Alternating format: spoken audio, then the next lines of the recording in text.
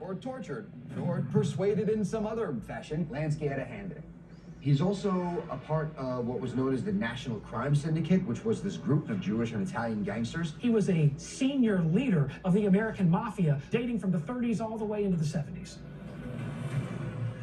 Why would someone of his background be awarded the Medal of Freedom?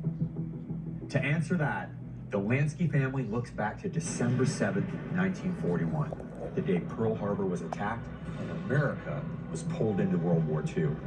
After the war is joined, the United States initiates Operation Underworld, whereby we work with the Mafia because we want to prevent them from working with enemy agents and saboteurs, and we need to keep the ports operating. And who controls the commercial seaports in the United States? Well, the president wouldn't like to admit it, but it's the mob.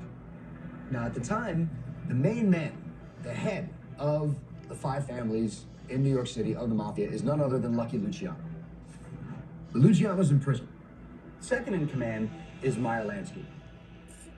The Office of Naval Intelligence goes to Lansky, and they tell him, we need help in overseeing the American ports. The government has to suspend trying to shut down the mob, and instead actively working with the mob to keep the ports operating. And during their time on these ports, nothing happens. No arson, no sabotage, no attacks, as smooth as clockwork. It's incredible. A year later, the feds ask another favor from Luciano and Lansky. In July 1943, the United States, along with the United Kingdom, launched Operation Husky, the Allied invasion of Sicily. And who do we have to cooperate with? Once again, the Mafia. So who better to assist the Allies with establishing a connection with the Sicilian Mafia than mobsters back home in the United States, guys like Luciano. And he gives them basically a roadmap of, you talk to this family about this, you talk to this family about that. But they're also talking to his man on the outside. It's Meyer Lansky.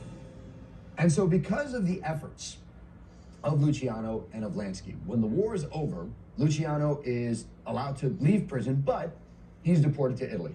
As for Lansky's efforts, it's said that he ends up going to the White House and receives a Medal of Freedom from Harry S. Truman. Now, in the National Archives, there is a list of every recipient of the Medal of Freedom. Lansky's name, though, never appears on that list.